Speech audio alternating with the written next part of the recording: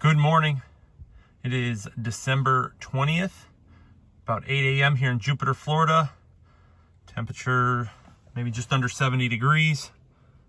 This is the 2008 Audi R8 6-speed gated.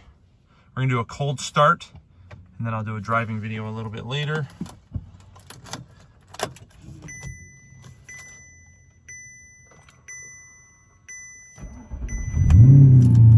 Car had been sitting for about 3 days without being started or moved, so you can see it fires right up.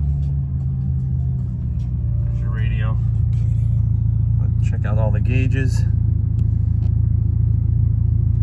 It's 8:06, that clock's an hour ahead. 16,718 miles as of this video. Brake lights on, brake lights off. There you go. Nice, clean, cold start. Fires right up, first try. No issues. We'll do a separate video for the driving of the car as soon as I find somebody who can record while I drive.